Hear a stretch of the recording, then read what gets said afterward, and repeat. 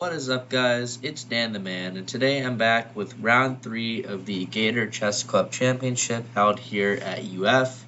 And in this game, I'm playing against an individual named Luke Lyle, who has a rating of 1825. And I don't think he's a student here.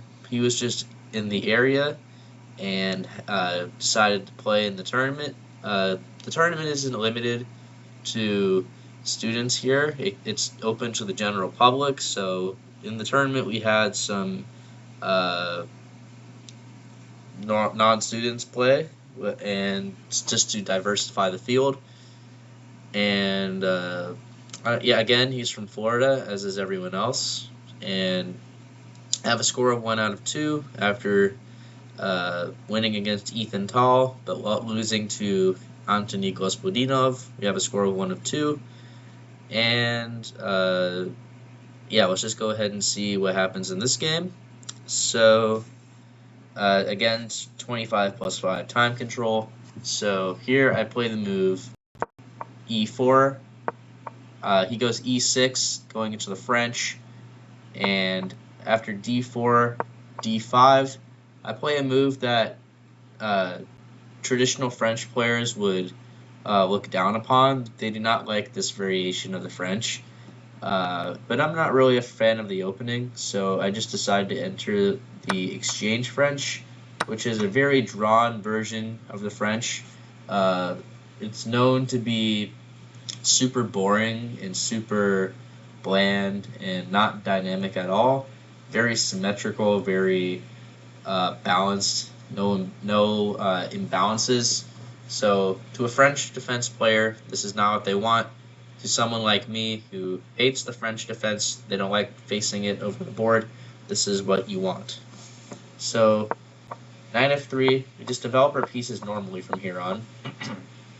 And I play queen d2 to defend the bishop, although I could have traded first. Knight g to e7, bishop d3, bishop to f5, bishop takes d6, queen takes d6, knight c3, f6. And f6 was kind of tempting me to castle, because if I were to castle here, he's gearing up, he's revving the engine on the pawn storm that is going to follow really quickly if I were to castle. He was just tempting me to castle here to start this attack that I may not defend against. So he was seeing if I would flinch to the fact that he played f6. But I faked him out. I castled the other way. But this gives Luke the option to castle the opposite direction, which the engine, I believe, the engine approves of this move. It likes it, although it's not the best move, but Luke could have played this variation so to have a more dynamic game, where it's a matter of who gets to the other person's king first. Whereas what he played is just castling the same direction, and that eliminates any sort of king hunt or attack on the other person's king, because it's very symmetrical, and it's going to be, again, a very bland, boring game. So after king b1, he played king b8, kind of copying me. We both made prophylactic king moves. I play h3, and I'm trying to address the fact that the bishops are staring at each other. I'm trying to remove the tension. So if I were to play g4 next move, I have to force the bishop to make a decision. So that was my idea with h3. But he just takes first, he blinks first, he takes the bishop, queen takes d3, knight g6. His intention is to play knight f4, which would hit my queen and hit my pawn. So I don't want any of that nonsense. So I play the move g3, and now the knight can't go there. He plays rook h to e8, and I play h4, and I have an idea of playing h5, and since my queen stares at this pawn, I would force the knight to go back to f8, where it would be passive defending the pawn like that. So that was my idea, but he just went knight f8 voluntarily. That way h5 does not kick the knight because the knight already moved back there. And here I play rook h to e1, bringing my rook to the center. And here he just played the move g6, saying, hey, your queen's now blocked from that diagonal. You got to think of something else to improve your position. So here I played a3, just to create some left for my king. And I was just, again, waiting. Didn't really have a productive move to do here. So here he played knight d7, just repositioning his knight. h5, knocking on the door on the king side. I'm trying to soften up the pawn structure. And here he actually makes a mistake by taking this pawn. Now, after queen h7, you might be wondering how this position is +1 for white. And the reason is that I split his pawns. These pawns in red are isolated, which means they can become targets in the future. Meanwhile, my kingside pawns are defending each other and perfectly healthy. So after queen takes h7, it's pretty hard to defend his h-pawn, so he tries with rook h8, queen d3, knight b6, and I was worried he would hop his knight into c4, which would be a pretty annoying outpost for him. So I played the move knight d2, but I didn't really have to worry about that. My knight was more in charge of stopping this pawn from going to h4, which would open the h file and activate the rook. So that was the better job the knight should have served. But I didn't have to worry about knight c4. I could have played a move like, I don't know, rook e2 here. And if knight c4, I can play a move like knight b5 probably, and I can defend this pawn, to kick the queen out, and play b3 next move because the knight defends a3, so there really isn't a threat. So, in essence, I didn't have to worry about any sort of knight c4 bothering me. So, here after knight d2, he went knight a5, which made sense, logically. He's having both knights stare at this c4 square. And if I were to take one of his knights, the other one would replace it. So that was his whole idea. He wanted to cement a knight into c4. So I play queen f5, and I'm threatening to play the move rook e6, which would fork the pawn, and the queen. And that would basically be me winning a pawn, which he doesn't actually stop. He plays knight a to c4, and after a quick trade on c4, I indeed go rook e6, and this is where I started to feel really good about my position, because this pawn on f6 is a goner. It can't be defended, and I'm hitting his queen. Now, I was expecting him to just move the queen somewhere, just accept the fact that he's losing the pawn on f6. But Luke gets a little bit desperate and plays knight takes a3 check, which, yeah, it's a desperate move. He's sacrificing a knight, but it's an empty sack because after queen a3, it may look like the queen is up in my business, bothering me with potential checks and maybe going for a perpetual, but the only check the queen has is this square on b4. And what move saves the knight and guards against b4? Yeah, it's knight a2, and that's exactly what I played. Again, I saved the knight, I guarded the check on b4. Black can't even do any sort of counterplay with the rook. He can't bring a rook to d6 to try to go here, because my rook is waiting, and I would just snap that guy off the board. So after knight a2, Luke played a5, rook d3, queen a4, rook takes f6, rook to e8, rook d to e8. I play rook e6, and he actually trades, but I got a little worried after rook to e8 because he's preparing to go down here while hitting my queen first, and I played queen takes d5. I realized that the check on e1 is not a problem, because I can block with the knight I could have also moved my king up to b2, and there's no attack.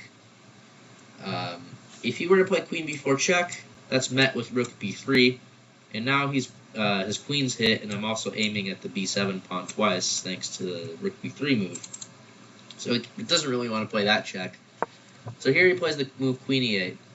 Now here I make a bit of a risky decision. I could have played a simple move like taking, sorry about that arrow. I could have played a simple move like queen takes a5. Could have played a move like f4, f5 to try to move my pawns. I could have played king b2 to unpin, so to move the knight. Anything like that. But here, I'm obsessed with simplifying, almost a little too much. And I play the move rook e3, and it does force a trade of material, but it comes at the cost of my e-pawn, of my f-pawn. So I essentially gave up a pawn on purpose just to trade another set of pieces off the board, which on its own is not a bad idea. But here, in this case, it becomes a bit of a problem because I only have 3 pawns left. And if I get down to too few pawns, it's going to be more likely to be a draw. And if I don't have any pawns, it's almost impossible to win. So just keep note of that. So I play queen takes a5. He takes on d4. I play queen takes h5. And then after queen b4 check, knight b3, queen e1 check. And it's here I started to get a little worried because he's going to win the g3 pawn next turn. So I play king b2. He grabs the g3 pawn. And guys, I only have 1 pawn left, the c pawn. That is the only way I can try to win the game. If my c pawn were not on the board, it would be a dead draw because queen and knight versus queen and 2 pawns, unless the king is in a very bad spot, it's about to get mated, it's going to be a draw 99 times out of 100. So I have to figure out a way to preserve my c pawn, ideally for the duration of the game. So here I play queen e8 check, and then I play queen e4. And here, Luke actually makes a bit of a blunder, in my opinion. He plays queen f2, and that gives me the option to trade queens on d4. But I refrained from doing it right away because I had about, like 7 or 8 minutes here, and I wanted to calculate, or at least think about it, if the endgame that would result would be winning. In a blitz game, I would automatically play it without thinking, but here I wanted to just double check that the result is still winning. The reason I thought for a couple minutes on trading queens is because these pawns could very well trade this pawn off somehow because they're on the same side of the board. And if that were to happen, then it would be a draw because I'd have no pawns left, and king and knight is insufficient material. So I didn't want to overthink it, so I'm like, what the heck, let's just trade queens. I play queen d4, he trades, and then I'm relying on my gut instinct and trying to win this game, in this endgame, and hoping my c-pawn, my king, and my knight will be enough to win the game. Luke plays king b6, king c3, c5, knight f5, king c6, knight e3, and b5.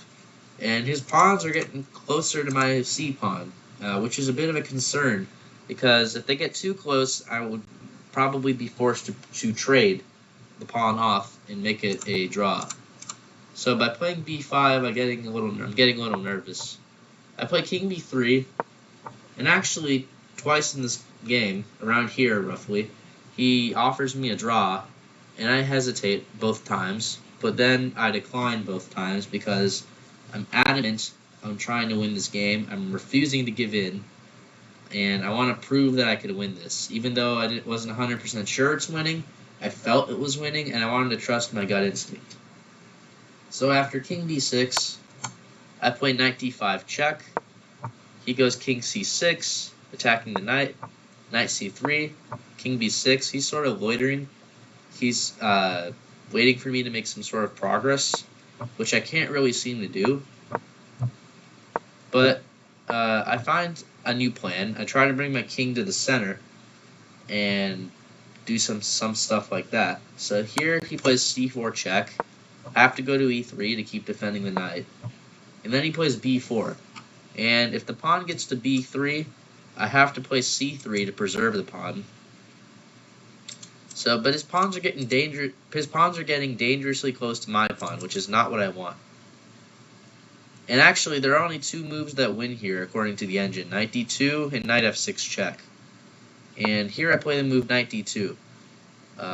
So just going to show it's really easy to throw this away, to make this a draw. So after knight d2, he plays king c5. Here I play king e4.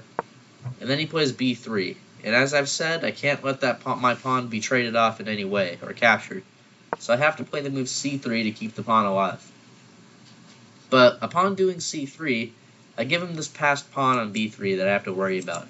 But it's not really a big concern because my knight is in the area, it's in the vicinity, and it can stop the pawn from promoting pretty easily. And I'm, in the meantime, going to outflank this king and gain some space. So after b2, king e5, king c6, king d4, king b5, here's a tricky moment in the game.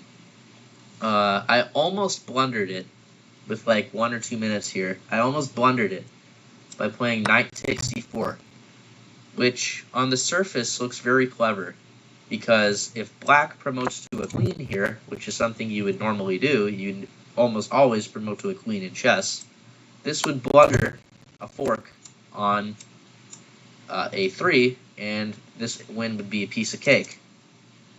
But I'm sure you guys can see why that move is a blunder. Black's not going to promote to a queen. Black's going to promote to a knight and laugh at you, because he's going to sacrifice his knight on c3 and eliminate the final pawn, and this will be an auto draw. Even if you play knight d6 check, thinking that you're going to maybe move the pawn up, all the king can do is attack your knight, and it doesn't really matter what you do. You can save the pawn, you can save the knight, it's going to be a draw next turn. So, yeah, that's the point. I can't play knight takes c4 because he can under-promote, which is very gangster of him. So, and there's no rush to take the pawn, so I play king d5. He goes king a4, and at this point, it's a piece of cake to win the game, because I play king takes c4, and here he played king a5, and after king b3, king b5, and finally, I take Luke's last pawn with king takes b2. This is where he resigned the game, because it's just a matter of time before I get a queen and checkmate him. So if we look at the accuracy, I played at 88.9, he played at 83.3, so pretty good game from both of us. He did get desperate with that sacrifice on a3.